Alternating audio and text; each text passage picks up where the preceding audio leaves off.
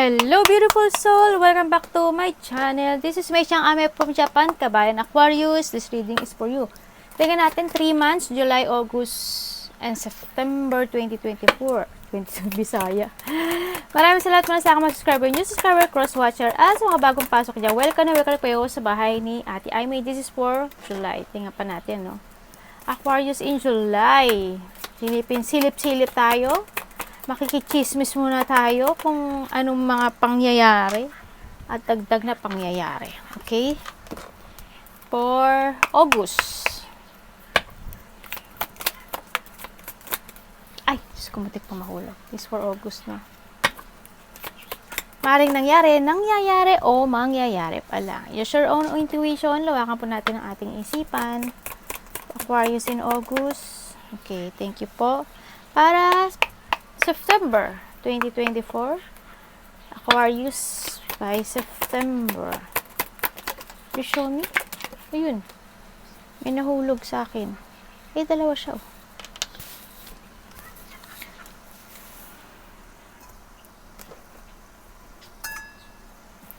Tingnan natin ang iyong July. Finger. Mag-ingat ka ha. Baka maipit ka. Kasi we have a finger. Yan. Warning you on a problem either now or in the near future. Yes, pagdadaanan mo talaga. Ngayon o kaya sa near future, dadaan ka talaga sa mga problema. Aquarius. And then, mag-ingat ka rin with sa finger mo. Baka maaring maipit ka, mahiwa yung kamay mo, masugatan yung kamay mo.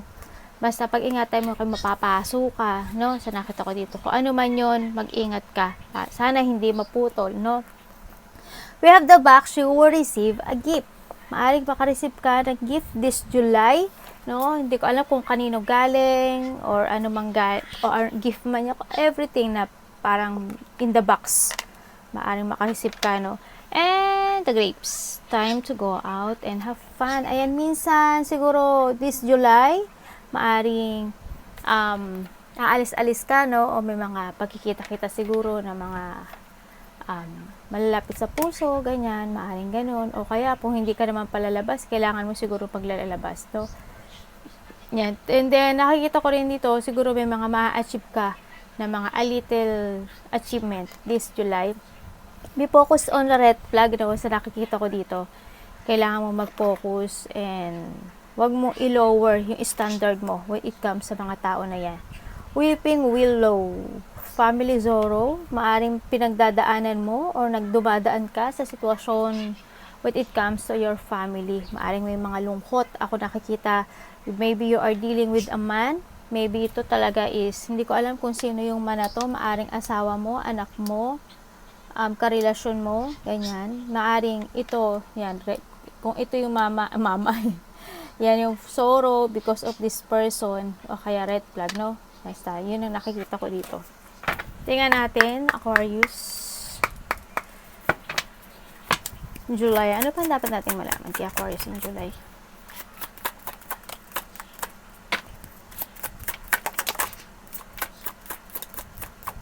Thank you. Yan, mukhang this is, oh yes, we have again the gift, no? And we have the gift and the calm. Yan, siguro this is time din minsan na, yan, kalma-kalma lang and then magre-relax-relax din, no? Sa nakita ko dito.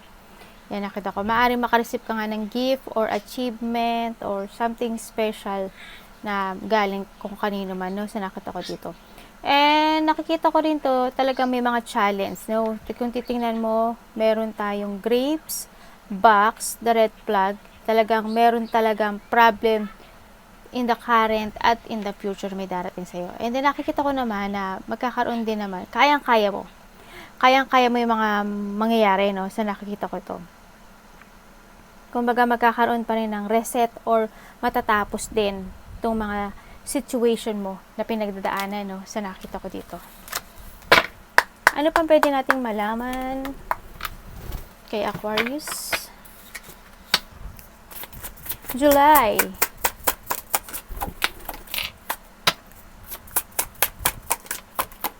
Thank you. May nagmamasid sa'yo, ah.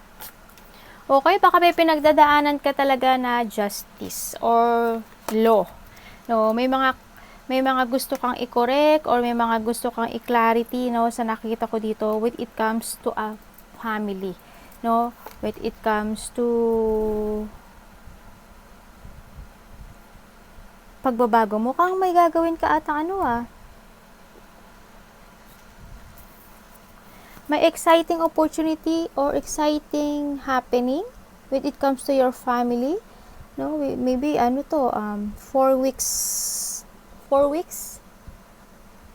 days, 4 weeks, ganun nakita ko or nangyari na. Yan, mukhang may mga exciting moment or gagawin na related ang family. Yan nga, when it comes dito, may problema sa family, trabaho, karelasyon. Yun na nakita ko. May getting together, no? Sa nakita ko dito, talagang may teamwork or may getting together ako nakikita. Sa iba dito, baka may pupuntahan ka na maaring nagkakaroon ng separation. Sa iba, no? Law in, parang separation sa papers, sa mga kinasal, ganyan. O sa bahay, sa nakikita ko dito. And then siguro may coming home, getting together, vacation, exciting na pagkikita-kita, exciting activity, maaring may maganap, no, sa nakita ko dito. Yun nga, maaring may makikita nga na may mga achievement na ako nakikita na gusto mong ma-achieve, no, sa nakita ko dito. Meron ditong tao na mainitin ang ulo. A past person. Babaero, lalakero, they playing, no? Sinungaling. Nagkakaroon ng unfairness dito. Parang nandun sa, naghahanap ka ng clarity, naghahanap ka ng hustisya, no? Sa nakikita ko dito. Shield, yan, you need, and this for August, no? Yan, you need to defend yourself. Yan, mukhang lalaban ka ata or kailangan mo protektahan yung sarili mo, no? Yung depensahan yung sarili mo sa mga pwedeng mangharas or mag-atake sa'yo sa nakikita ko dito, no? We have the February. I don't know kung anong meron in February, no? Maaring may naganap in the past February, this year or last year or next year. Yan, baka mayroon kang karelasyon na February ang birthday or ganyan, maaring gano'n, no?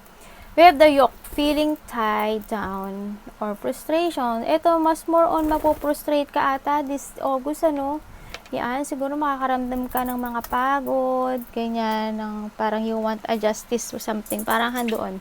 Frustration, pagod talaga, as in matatight ka, as in ganun. Siyempre, we have the star, guarantee success. Whatever happen naman talaga sa nakita ko dito. Marami kang hinihiling, may mga achievement din naman ako, at may mga happiness din naman ako na nakikita when it comes sa success. No? Yung anak ko. Anak ko, bago na. Aquarius in August. Aquarius in August, please show me.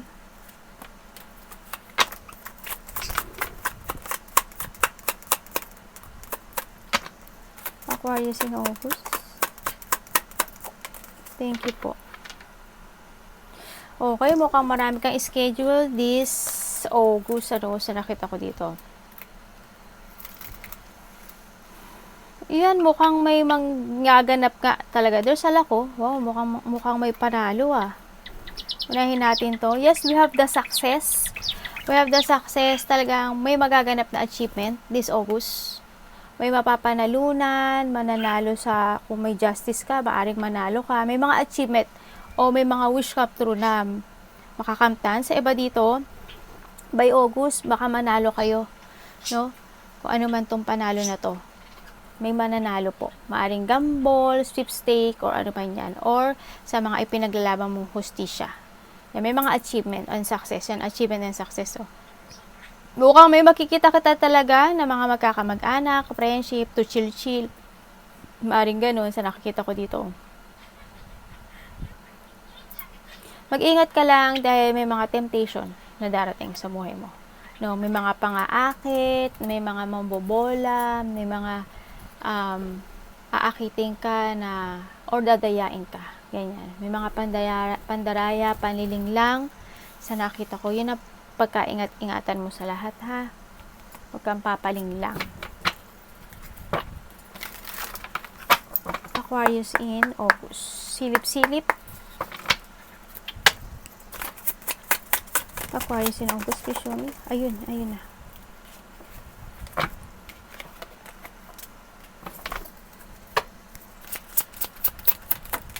Thank you. Baby. Yan, sinasabi dito na laban lang, walang sukuan. Okay? Talagang, nagkaroon talaga ng, break up, no? Yan. Kumbaga, dual the wheel of fortune.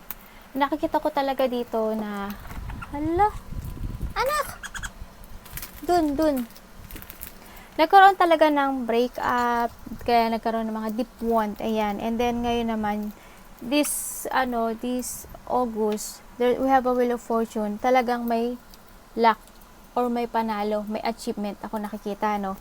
Nakita ko dito, nagkaroon ng mga distress person na malalapit sa'yo, talagang may mga sitwasyon na inalis sa'yo para umikot at gumulong ang iyong wheel of fortune ng maganda, no? Sa nakita ko dito. Mag-iingat ka lang din dahil baka itong tao na to, na kung sino man itong past person, baka sakaling kumonek sa'yo, no? Mukhang may past person na kukonek sa'yo sa nakita ko dito. Hala, anak, ano ba yan? Good fortune, good luck, new direction this August. Diyos may, nagkagulo na po ang mga anak ko. Broken ring, talagang sobra, siguro this September, and dito na isa totally. It's ending. There's an ending talaga. Or maaring baka totally ending na. Talagang kakalimutan na siguro ang mga nakaraan, business man yan, love relationship man yan, or anumang mga nakakonek sa'yo na kailangang mag-end. No, may magtatapos sa nakita ko dito. We have that temporary situation. Ayan, maaaring magdadaan ka, yan, yung mga sitwasyon na pinagdadaanan mo, that's only for temporary. Malalakpasan at malalakpasan mo rin yung mga bagay-bagay na nahirap na pinagdaranas mo. You have despair, your heartache over what you no longer have. Yan, mukhang nakikita ko dito na there's a broken ring, talagang matatapos na ang mga paghihirap mo sa buhay mo. Medyo makakaluwag-luwag ka na, no? We have the younger man. Maaring you are dealing or relationship with the younger man. Maaring asawa mo, anak mo, dati mo karelasyon. Kung sino man siya sa buhay mo, no? So, nakita ko dito.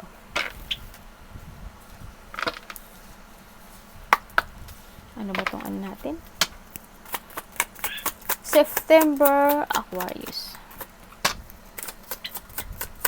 Show me. May mag-e-end na talaga, no? Totally ending in this September. So, nakikita ko dito. The first. Talagang, dito ka na talaga na maaring may mga may mga advice from someone. Ayan na, nagkakaroon ka na ng mga, may mga arroganteng tao na maiinis ka, na paulit-ulit na lang ikaw sinasaktan. Yan. No, maaring yan, magtatapos na yung mga yan. This September. Yan, yun pa rin, nakikita ko dito, may mga magagalit pa rin sa'yo. Sa nakikita ko dito, no, ingat-ingat lang din. Yan, maaring may mga gagabay or ikaw ang gagabay sa mga tao. Maaring you are a coach or may magagabayan ka o may gagabay sa iyong tao. Sa nakikita ko dito. No? Or mga aring may mga service, ganyan. You have a knowledge, no? Ang nakita ko, you have a knowledge to teach. Or maaring may tutulungan, tuturuan, papayuhan, or vice versa. Ganun din, yun nga. Itong anong to, course, tsaka ito na to. Problem kasi yan eh. Maaring itong mga ito is a past person, tao na mga magagalit sa'yo or galit sa'yo. Itong broken, tsaka ito, yan. Magkakakonek yan. Maaring ito, mag-e-ending na yan. Lahat-lahat, no? Nakikita ko dito. Yan, magkakaroon ka ng mag-aring may hate na hate ka na tao. No? Kumbaga, may mga misfortune talaga na magaganap o mangyayari dito sa sitwasyon mo sa nakita ko dito. Tingnan natin pa. Aquarius in September. Puro galit, puro puot ang nakikita ko dito. May tao na maaring maingayan ka or siya ang maingayan sa'yo. September, Aquarius.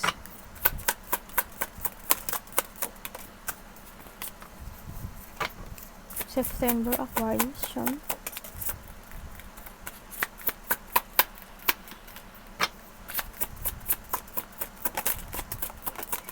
Thank you. Magiging busy ka this September.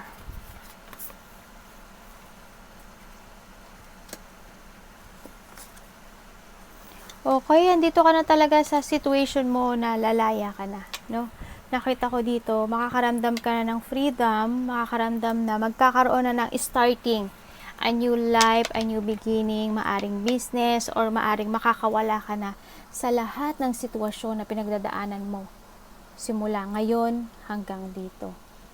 Makakaramdam ka na ng kaluwagan sa lahat.